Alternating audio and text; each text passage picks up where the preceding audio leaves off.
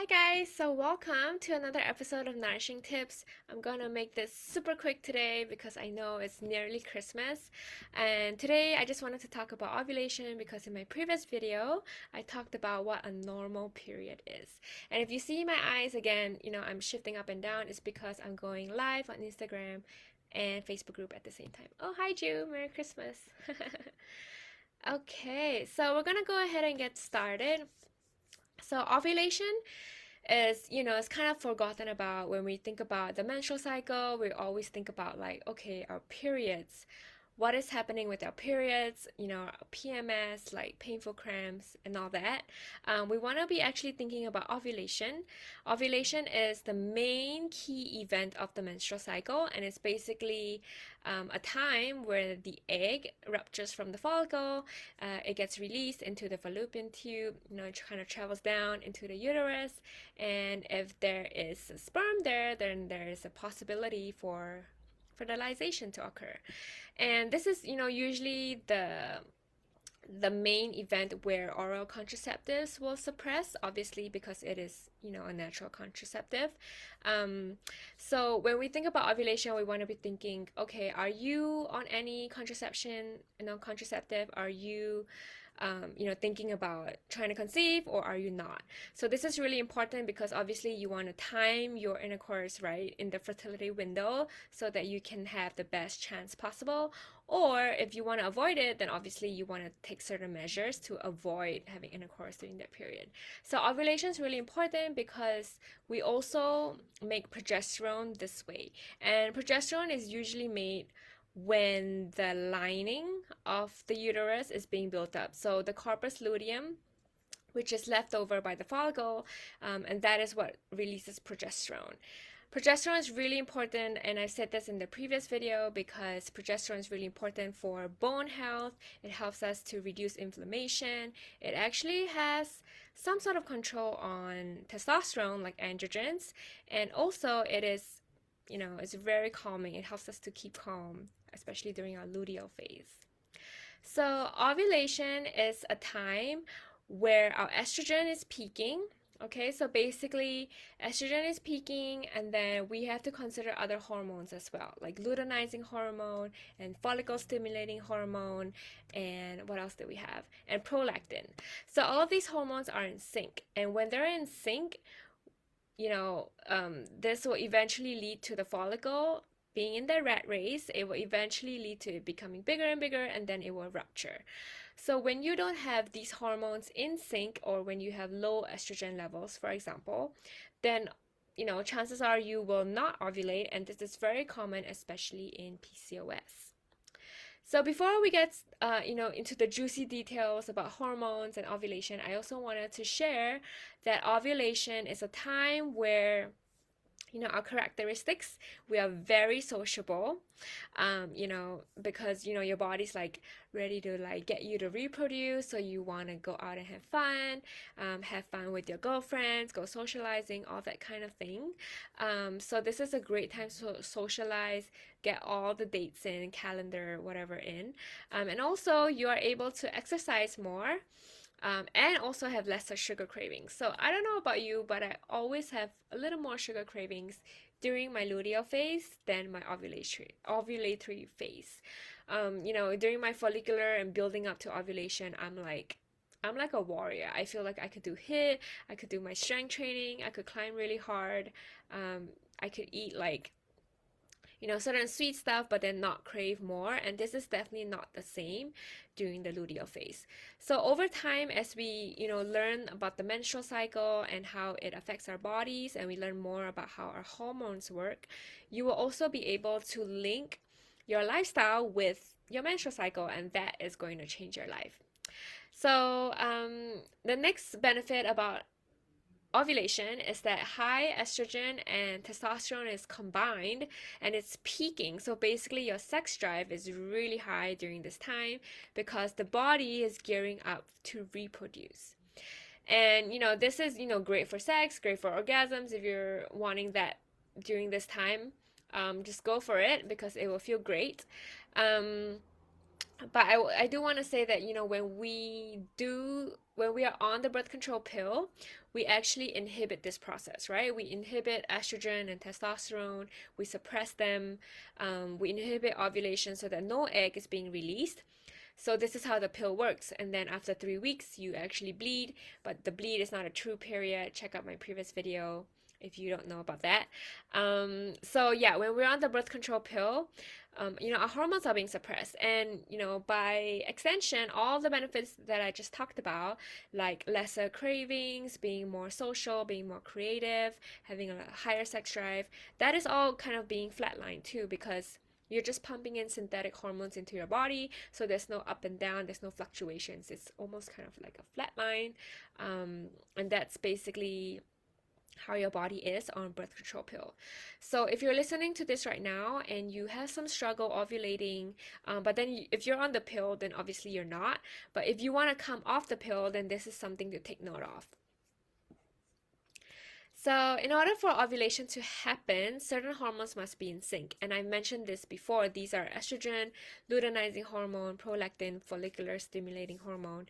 If you have lesser estrogen, that is not going to cause ovulation to happen. For example, if like luteinizing hormone is not being released or it's not hitting a certain point, you're not going to ovulate. And ovulation is actually affected by several factors, including circadian rhythm, sleep, stress levels, nutrient deficiencies, gut health, undereating, high prolactin, and low estrogen. So these are all the various factors to bear in mind.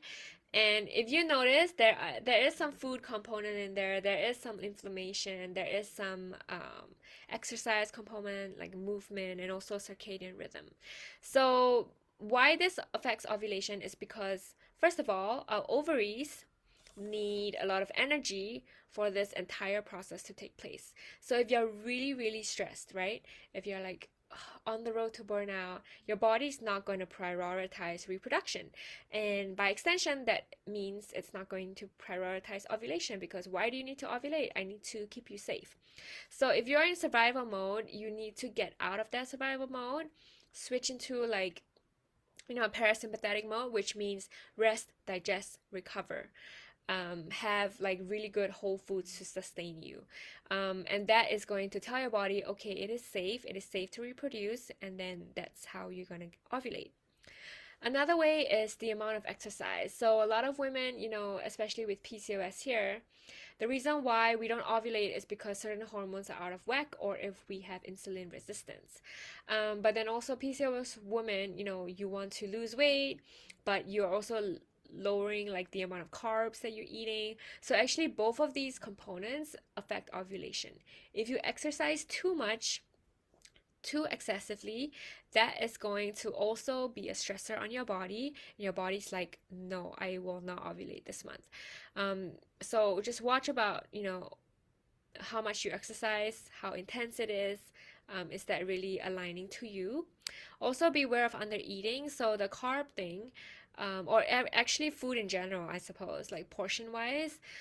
If you're starving yourself, or if you're seriously limiting the amount of food, then that is also going to affect your ability to ovulate, because your ovaries and your reproductive organs, they use carbs, glucose as fuel for ovulation. So just bear that in mind. So the next thing I want to talk about is sleep and circadian rhythm. They're kind of go hand in hand. So when we talk about ovulation, you really want to prioritize your sleep, because our ovaries have circadian clocks in them.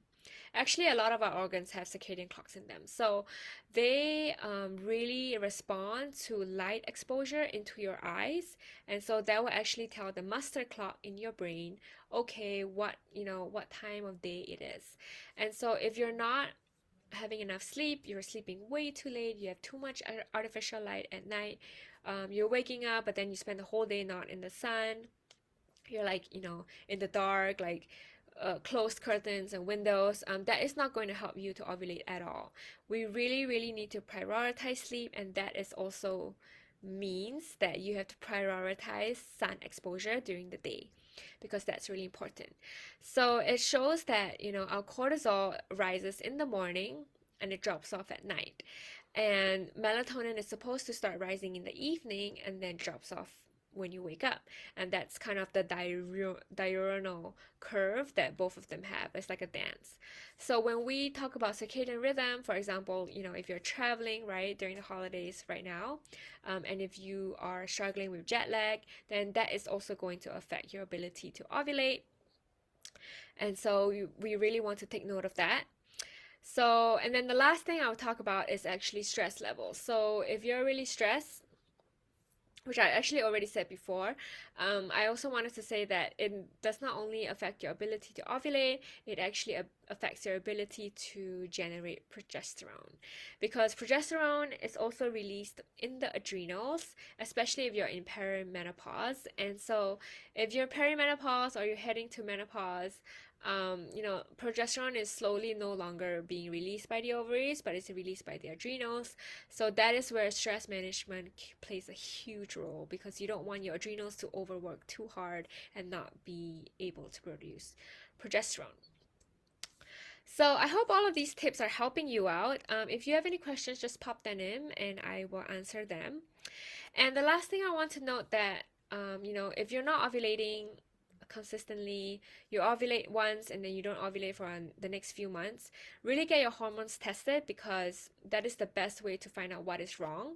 Um, in the hormone world or in the wellness world, we always say test, don't guess, because when you test, then you really know, okay, are my estrogen levels high? Are my prolactin levels high? Progesterone, like what's happening there?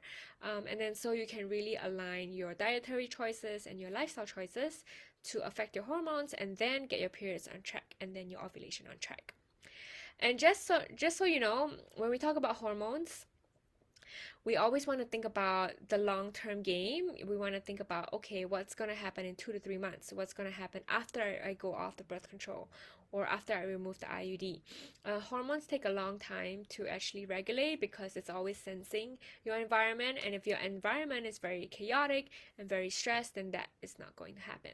So we really want to take that into consideration when you think about your lifestyle changes. So I hope that this video was really helpful for you. It's a really short one, about ovulation and why you may not be ovulating, and also solutions to help you. The next video will be next Wednesday. It's going to be the week before the New Year's, so even if you missed this live, there's always a replay on Instagram and also in the Facebook group. And also, if you're a YouTube person, I have this on my YouTube channel. So I'll be putting all of that in the commentary. Otherwise, Merry Christmas if you're celebrating, or just have fun, be merry with your family, and I'll see you next week in the next video.